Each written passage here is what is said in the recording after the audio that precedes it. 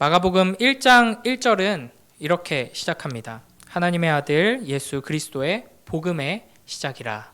모든 복음서가 당연히 예수 그리스도를 중심에 두고 예수 그리스도에 대해서 우리에게 선포하고 있듯이 마가복음도 마찬가지이고요.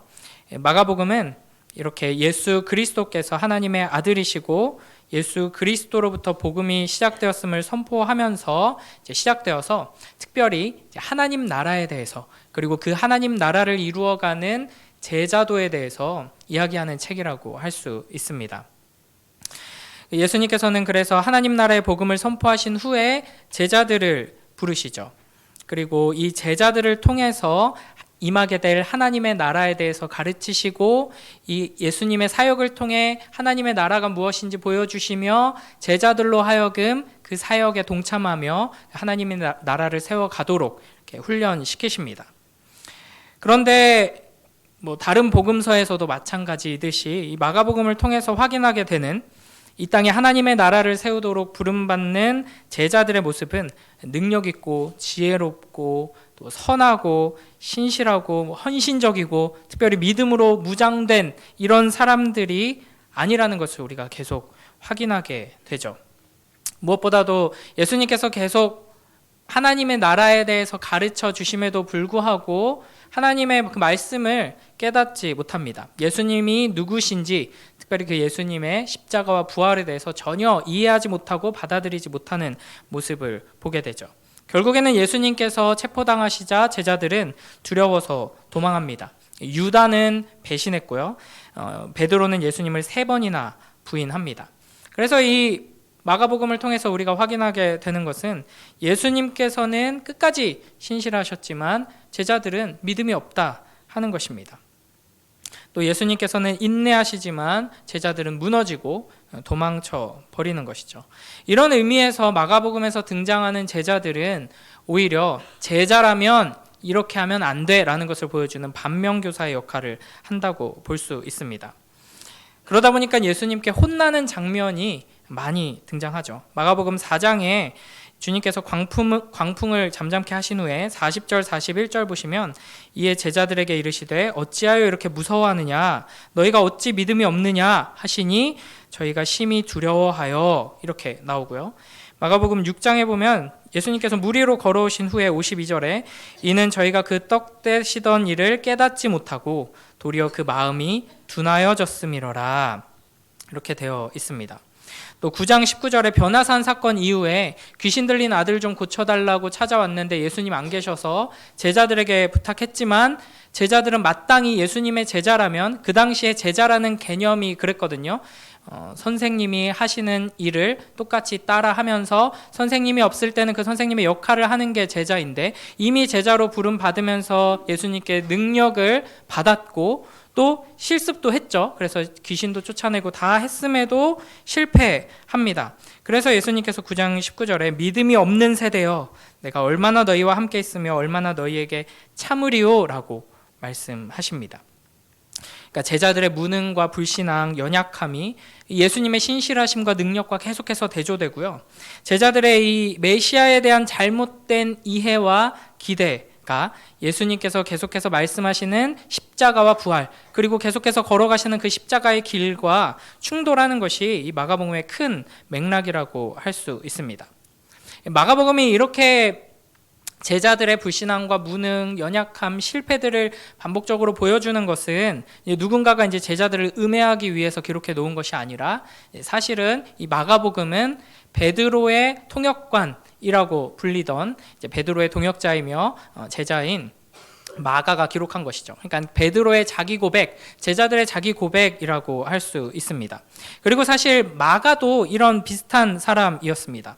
마가는 아시다시피 최초의 선교사 중에 한 사람이었죠. 최초의 선교팀에 속해 있던 사람이었는데 중간에 모종의 이유로 아마도 이제 마가는 굉장히 잘 사는 집 도련님이었을 것입니다. 그런데 이제 힘든 그 여정을 견디다 못해 그냥 이탈해 버리고 맙니다. 그래서 이제 문제를 일으키는데 나중에는 결국 이 하나님 나라 사역에 있어서 없어서는 안 될 아주 중요한 사람으로 우뚝 서게 됩니다. 이렇게 제자들과 마가 이런 사람들의 모습을 통해 우리는 결국에는 사도행전에서 이들이 어떻게 영광스러운 하나님의 나라를 이루어가는 그 최전방에서 용감하고 위대한 예수님의 제자다운 모습을 보여주는지를 확인하게 되는 것이죠. 그러니까 이 지점이 마가복음을 통해서 하나님께서 우리에게 주시는 큰 소망이고 위로라고 할 수 있습니다. 예수님의 제자들과 마가처럼 한때는 주님을 신뢰하지 못하고 말씀을 제대로 이해하지 못하고 주신 소명에 실패하고 넘어지고 심지어는 예수님을 배반했던 이런 사람들이라 할지라도 결국에는 예수님께서는 제자로 부르셨다면 제자로 세우셔서 제자로 사용하신다 하는 것을 우리는 이 이야기와 역사 속에서 확인하게 되는 것이죠. 우리도 한번 이렇게 주변을 둘러보면은 다들 예수님의 제자다운 모습을 하고 계시죠. 한번 쓱 둘러보시겠어요? 보잘것없고 연약하고 능력 없고 지혜롭지 않고 또 성품이 엄청 대단해가지고 저 사람 보면은 예수님 같다 하는 사람이 별로 없죠. 그런 우리들을 제자로 부르셔서 제자로 결국 세우시고 사용하신다, 영광 받으신다 하는 걸 주님께서는 말씀하십니다. 이 마가복음의 핵심 주제 중에 하나인 제자도라는 주제를 이해하는데 오늘의 이 본문이 참 은혜가 돼서 골라봤습니다. 이 전체 맥락 안에서 이 비유의 위치를 한번 보자면 4장 1절부터 이 씨앗에 대한 비유가 쭉 이어집니다. 4개의 비유가 묶여져 있는데요. 첫 번째는 우리가 잘 아는 4가지 땅에 떨어진 씨 비유입니다. 그리고 이어서 두 번째로 등불의 비유가 등장하고 오늘 본문이 세 번째, 네 번째 비유인데 이 세 번째, 네 번째 비유가 한 세트를 이루고 있습니다. 예수님께서 이 비유를 말씀하신 배경은 예수님께서 점점 이제 사역하시고 제자들을 부르시고 여러 가지 가르침과 사역들을 행하시는 와중에 바리새인들과 율법학자들 이런 종교 지도자들이 예수님을 반대하는 그런 분위기가 점점 고조되고 있는 상황입니다. 그러니까 제자들의 입장에서는 여기서부터 이제 흔들리기 시작하는 것이죠. 분명 이렇게 놀라운 말씀을 주시고 놀라운 능력을 행하시는 분이라면 우리가 기대하는 바로 그 메시아가 맞는 것 같은데 과거 다윗의 영광, 솔로몬의 영광으로 이 이스라엘을 다시 회복시키고 로마의 압제에서 우리를 구원하고 하나님의 그 약속을 이루어줄 왕인 것 같은데 왜 종교 지도자들이 이렇게 점점 공격하면서 우리를 어렵게 하지? 그래서 혼란스러워하고 힘들어하는 그런 와중에 있었습니다. 이제 그런 속에서 예수님께서는 믿음이 없어서 이제 혼란스러워하는 제자들에게 이 비유를 들려주시는 것이죠. 먼저 뒷부분의 네 번째 비유를 한번 볼 텐데요. 겨자씨 비유라고 불리는 우리 30절부터 32절 말씀 우리 한 번 더 읽어보겠습니다. 시작. 또 이르시되 우리가 하나님의 나라를 어떻게 비교하며 또 무슨 비유로 나타낼까? 겨자씨 한 알과 같으니 땅에 심길 때에는 땅 위의 모든 씨보다 작은 것이로되 심긴 후에는 자라서 모든 풀보다 커지며 큰 가지를 내나니 공중의 새들이 그 그늘에 깃들일 만큼 되느니라. 아멘. 네, 32절에 예수님께서는 이제 겨자씨를 이제 모든 씨보다 작은 것이라고 말씀하십니다. 그러니까 사실은 이 당시에 겨자씨보다 더 작은 씨가 분명히 있었을 것입니다. 그러나 이 당시 문화 속에서는 가장 작은 것, 가장 작은 씨 하면 대표적으로 겨자씨를 떠올리고 이야기를 했습니다. 그래서 겨자씨는 가장 작고 보잘것없는 것을 의미합니다. 그러니까 우리가 잘 알고 있는 앞선 이제 4가지 밭에 떨어진 씨의 비유에서 그 씨는 기본적으로 복음을 의미한다고 할 수 있습니다. 그런데 여기서 이제 겨자씨는 우리들, 이제 교회를 기본적으로 상징하는 것으로 우리가 이해할 수 있습니다. 주님께서는 지금 너희들이 하나님의 나라가, 교회가 겨자씨처럼 정말 작고 보잘것없다고 생각하지 라고 말씀하시는 것이죠. 보잘것없고 미약해 보이지만 이게 자라나면 풀보다 더 커서 나무가 돼서 공중의 새들이 와서 쉴 만한 나무가 될 것이다 라고 말씀하시는 것이죠.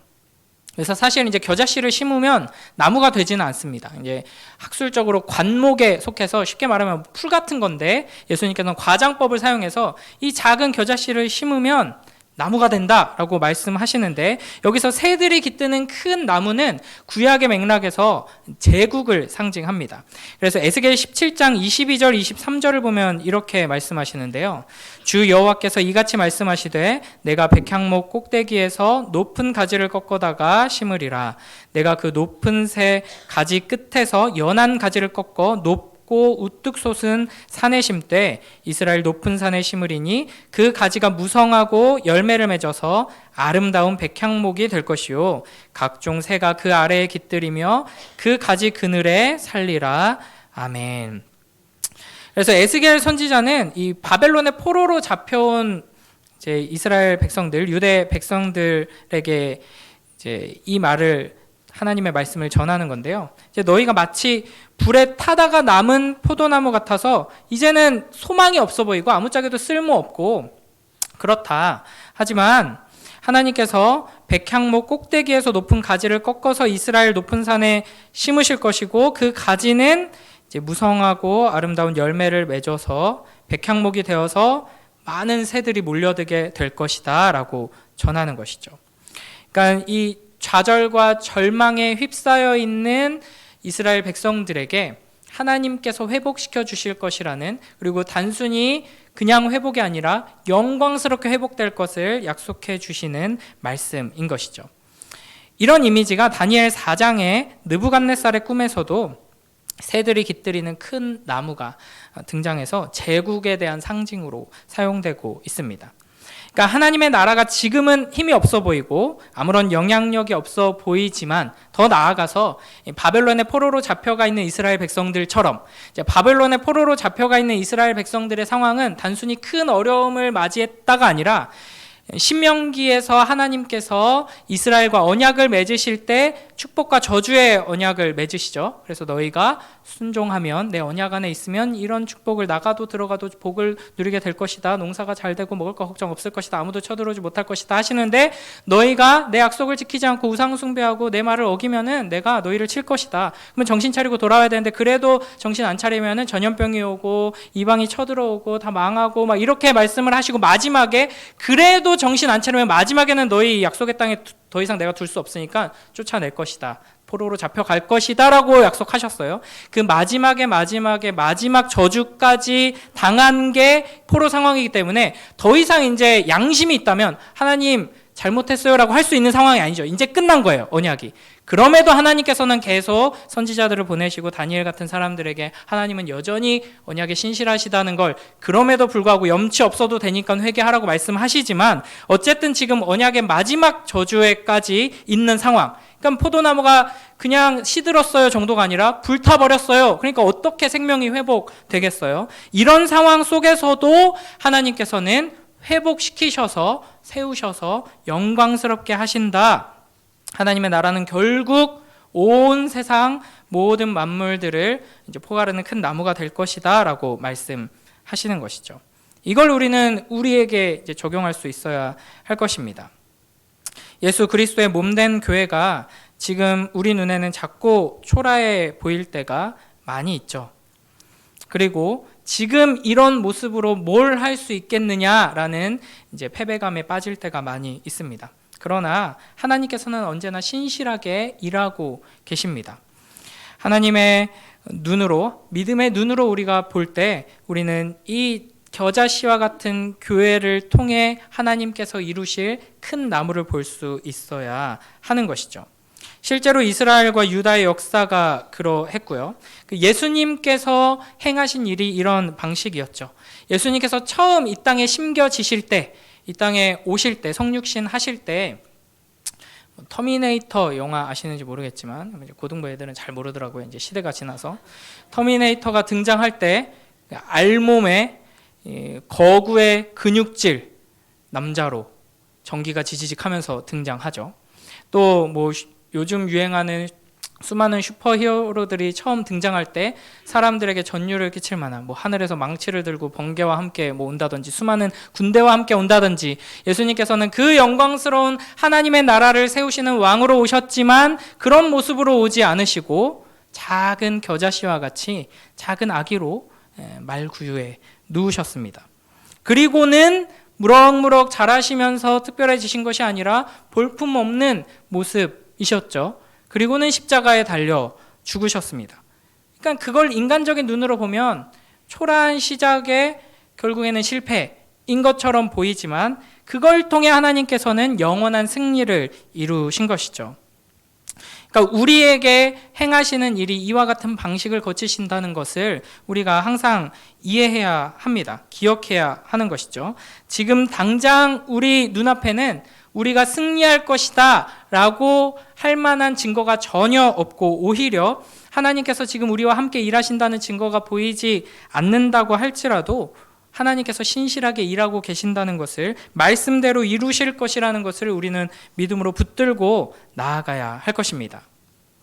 이 믿음을 또 우리 개인의 신앙에 우리는 또 적용할 수 있어야 합니다. 그러니까 이 겨자씨가 큰 나무가 되는 것의 핵심은 결국에는 생명입니다. 그래서 이제 제가 초등부 사역할 때 제일 치트키로 썼던 게 요즘 아이들도 역시 똑같아요. 그러니까 코딱지, 똥꼬 이런 얘기를 하면 아이들 집중력이 확 들어옵니다. 그래서 겨자씨를 설명할 때 실물 겨자씨 갖고 와봤자 이렇게 애들 보이지도 않아요. 그래서 이제 지우개 똥 같은 거 말아가지고 코딱지처럼 만들어서 이거 목사님이 코딱지 모아왔는데 볼래? 하면서 이렇게 보여주고 겨자씨가 그런 것 같거든요. 실제로 볼 때는 이거 가지고 뭘 하겠어? 라는 아주 작은 코딱지 같은 알맹이일 뿐입니다. 근데 그러면은 그 코딱지를 우리 전 교인이 1년 내내 모아서 어마어마한 큰 덩어리로 만들면 큰 일을 할 수 있을까요? 그 코딱지를 아무리 크게 만들어서 심어봤자 아무 일도 일어나지 않죠.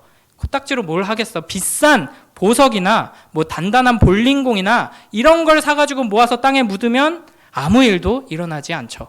겨자씨를 심었을 때 능력이 나타나는 것은 그 안에 생명이 있기 때문입니다. 그러므로 우리가 이 겨자씨가 가지고 있는 생명력을 통해서 하나님께서 계획하신 일을 이루도록 부름받았다는 것을 기억한다면 우리가 겨자씨가 되어야 하는 것이고 우리가 겨자씨가 되기 위해서는 우리 안에 생명이 계속 심겨져서 우리의 존재가 변화되어야 하는 것이죠.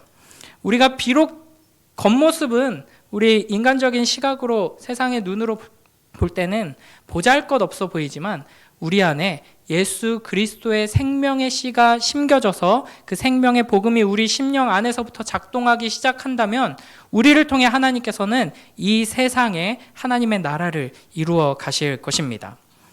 우리 안에 이 겨자씨, 생명의 씨앗, 이 말씀의 이 씨앗이 심겨져서 그걸 통해 하나님께서 행하실 일을 기대하며 부지런히 말씀 앞으로 나오는 복된 우리 모두가 되길 주님의 이름으로 축복합니다. 자, 두 번째로 그 앞부분에 있는 스스로 열매 맺는 씨에 대한 비유를 한번 읽어보겠습니다. 26절부터 29절 말씀입니다. 시작.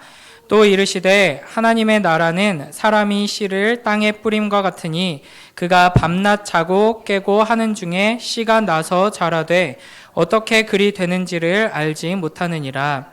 땅이 스스로 열매를 맺되 처음에는 싹이요 다음에는 이삭이요 그 다음에는 이삭에 충실한 곡식이라.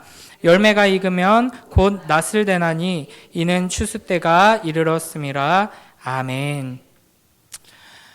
제가 어렸을 때는 이제 가정교육을 아주 엄하게 받아서 사랑도 많이 받았지만 딱 어머니께서 이렇게 매를 들어야 할 때는 매를 확실히 되셨거든요. 그래서 제가 구두 주걱을 싫어해서 이제 구두 주걱을 안 써가지고 구두가 항상 엉망인데 밥을 한 톨도 남기면은 안 됐습니다. 싹싹 긁어 먹어. 이게 이제 식사 시간 말미에 계속 듣는 말씀이었죠. 왜냐하면 이 쌀 한 톨에도 농부 아저씨의 피와 땀이 들어있다. 그리고 하나님께서 주신 귀한 음식이다.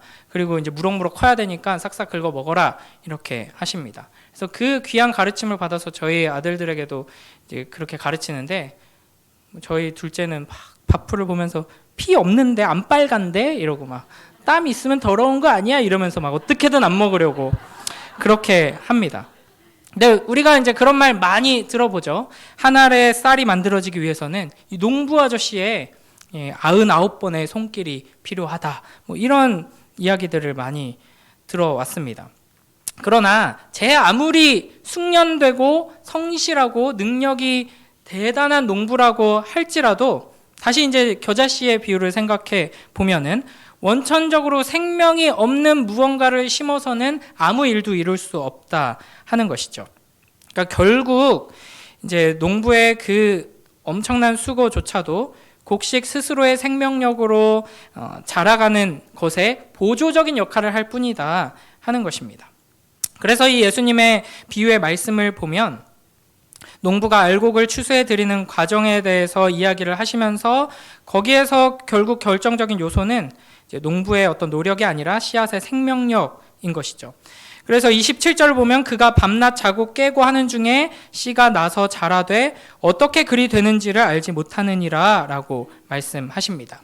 그러니까 농부가 열심히 일하지만 그게 어떻게 자라느냐, 이거는 농부가 알 수 있는 영역이 아니다 하는 것이죠.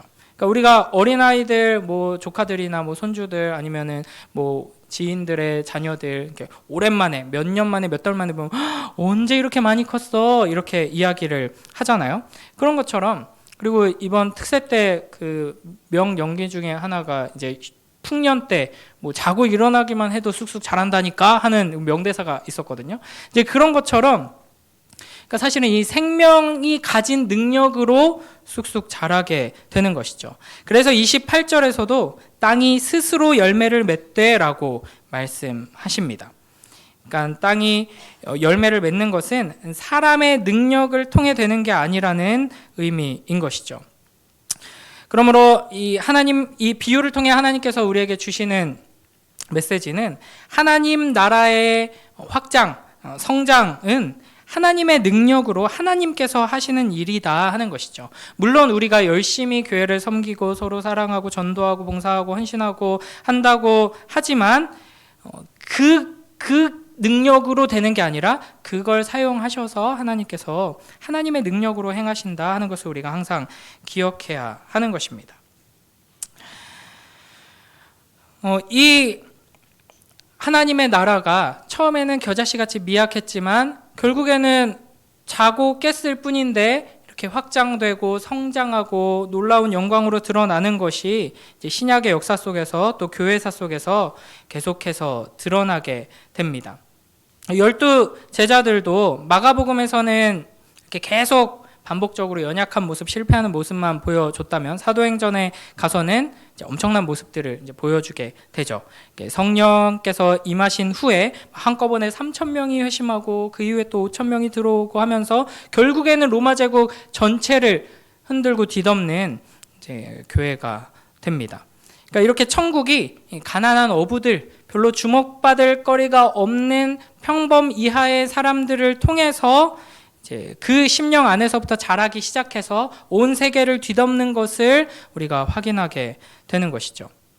이게 성경 안에만 있는 이야기가 아니라 실제 교회사 속에서 펼쳐지는 이야기이고 지금 현재 벌어지고 있는 이야기입니다. 제가 이런 얘기를 요즘 많이 하는데 우리가 요즘 최근에 코로나 이후에 한국교회 상황을 보면은 이제 우리의 황금 세대는 다 끝났다. 이제 다음 세대 다 죽어간다. 희망이 없다. 뭐 유럽 교회들 이제 뭐 다 술집으로 바뀌고 이제 기독교 인구 뭐 다 줄어들고 하는 그 뒤를 우리가 밟고 있다. 이렇게 이야기하지만 전 세계적으로 보면은 예수 그리스도께서 오신 이후부터 지금 이 순간까지 단 한 번도 복음은 후퇴한 적이 없습니다. 복음은 계속해서 힘차게 전진하고 있고 교회는 계속해서 확장되고 있죠. 안타깝게도 우리 주변에서 교회의 이미지가 추락하고 교인 수가 줄어가고 복음을 전해도 전하기 힘든 문화가 점점 되어가지만 또 다른 곳에서는 놀라운 복음의 역사가 일어나고 있다 하는 것이죠. 그리고 하나님 나라의 마지막에는 더 놀라운 엄청난 모습으로 우리가 그 영광을 보게 될 것입니다. 계시록 11장 15절에 보면 일곱째 천사가 나팔을 불매 하늘에서 큰 음성들이 나서 이르되 세상 나라가 우리 주와 그의 그리스도의 나라가 되어 그가 세세토록 왕노릇 하시리로다 하니 라고 말씀하십니다. 그리고 이제 계시록 19장 20장 보면은 바다에서 나온 짐승, 땅에서 나온 짐승, 그리고 용이 모두 불못에 던져지고, 계시록 21장 22장에 가면은 만물이 새롭게 되어서 새 하늘과 새 땅으로, 새 예루살렘으로 천국이 나타나게 되는 것이죠. 이를 통해 유대인들과 이방인들을 포함하는 셀 수 없는 무리가 천국의 백성으로, 하나님 나라 백성으로 완성되게 될 것입니다. 예언한 대로, 말씀하신 대로 큰 나무가 되어서 온갖 새들이, 이방 모든 민족들이 깃들이는 큰 나라가 되는 것이죠. 이 나라를 소망하며 이 약속을 붙들고 우리의 초라함이 아니라 믿음의 눈을 들어 영광을 보며 살아가는 복된 우리 모두가 되길 주님의 이름으로 축복합니다. 이 말씀을 이제 조금 적용을 하면서 마무리해 보도록 하겠습니다. 빌립보서 1장 6절에서 이렇게 말씀하시죠. 너희 안에서 착한 일을 시작하시니가 그리스도 예수의 날까지 이루실 줄을 우리는 확신하노라. 아멘. 그래서 여러 가지 어려움들 속에서 특별히 우리 내면의 좌절들이 반복될 때에도 나는 신자답지가 않은 모습이 너무 많다 하는 그런 스스로에게 실망하고 절망할 그 때에도 나의 노력이 아니라 우리 안에서 생명의 역사를 이루시는 그분을 신뢰함으로 이 소망을 잃지 않는 우리 모두가 되길 주님의 이름으로 축복합니다. 그래서 우리가 해야 할 일은 뭐냐면 잘 자고 깨는 겁니다. 잠을 자고 깨는 중에 하나님께서 일하시는 것이죠. 그래서 하나님은 사랑하는 자에게 잠을 주신다고 하잖아요. 우리가 걱정하고 근심하고 어떻게든 세상 방법들을 끌어와서 해결하려고 한다고 되는 일이 아니라 하나님을 신뢰하고 하나님을 의지하며 푹 잘 잘 때, 그리고 또 일어나서 주어진 일을 하나님을 신뢰하며 행할 때 하나님께서는 우리에게 역사하시는 것이죠. 그러니까 잘 자고 깨는 중에 라고 해서 아무 때나 그냥 뒹굴면서 자라는 게 아니라 밤낮 자고 깨고 하는 중에, 밤에 자고 낮에 깨어서는 할 일을 하는 것이죠. 하나님을 신뢰하는 믿음으로 서는 것입니다. 그 사이에 우리가 인식하지도 못한 사이에 기대하지도 못한 곳에서 싹이 나고 이제 열매가 맺고 큰 나무로 자라나게 될 것입니다. 내가 또 우리가 큰 나무가 되는 꿈을 품고 나아가는 우리 모두가 되길 축복합니다. 아멘을 좀 몇 번 더 하셔야 됩니다. 자, 지난번에 이제 제가 젖과 꿀이 흐르는 땅이라는 말씀을 전했었는데요. 신명기 11장 13절부터 15절에서 이렇게 말씀하셨습니다. 내가 오늘 너희에게 명하는 내 명령을 너희가 만일 청종하고 너희의 하나님 여호와를 사랑하여 마음을 다하고 뜻을 다하여 섬기면 여호와께서 너희의 땅에 이른 비 늦은 비를 적당한 때에 내리시리니 너희가 곡식과 포도주와 기름을 얻을 것이요 또 가축을 위하여 들에 풀이 나게 하시리니 내가 먹고 배부를 것이라. 아멘. 그러니까 하나님께서 우리에게 주시는 명령을 귀 기울여 듣고 순종하기만 하면 먹고 사는 문제 하나님께서 다 해결해 주신다 하는 겁니다.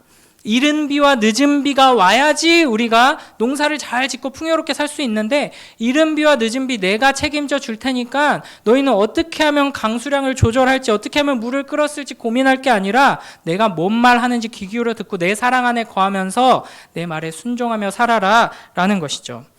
그러니까 이 나무가 되는 꿈을 이루어가는 축복은 주님을 신뢰하며 순종하는 것, 언약 안에 거하는 것에서 나옵니다.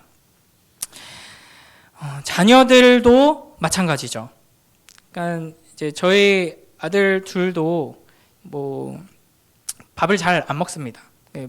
아이들이 밥 잘 안 먹어서 고민이신 분들이 많을 텐데 저희도 뭐 1시간 넘게 걸리고 속이 터져 죽겠는데, 그러니까 어렸을 때부터 이제 쑥쑥 잘 자라려면 잘 먹고 잘 자야 돼라는 걸 되게 강조했거든요. 그래서 나무들이 어떻게 저렇게 쑥쑥 크지? 아이들한테 이야기하면서 어떻게 답을 줬냐면은 하나님께서 비를 주시면은 그 비를 쑥쑥 잘 먹고 그리고 밤에 잘 자면서 햇빛 잘 받아서 쑥쑥 크는 거야. 그러면은 우리 이든이 헤든이는 어떻게 하면 쑥쑥 크지? 그러면 이제 기계적으로 나옵니다. 잘 먹고 잘 자야 돼요. 그래놓고 이제 잘 안 먹고 잘 안 자고 하는데 그 말 앞에는 엄마 키가 이렇게 작고 아빠도 키가 저는 나름 크다고 생각하지만 이렇게 작으니까 너희가 아빠보다 크려면 잘 먹고 잘 자야 돼. 이게 이제 되어 있는데 뭐 억지로 먹인다고 될 일이 아니죠. 네, 어쩔 수가 없습니다. 하나님께서 정하신 만큼 크게 될 건데 그래서 이제 고린도전서 3장 6절 7절 말씀을 붙들 수밖에 없습니다. 나는 심었고 아볼로는 물을 주었으되 오직 하나님께서 자라나게 하셨나니 그런즉 심는 이나 물 주는 이는 아무것도 아니로되 오직 자라게 하시는 이는 하나님뿐이니라. 아멘.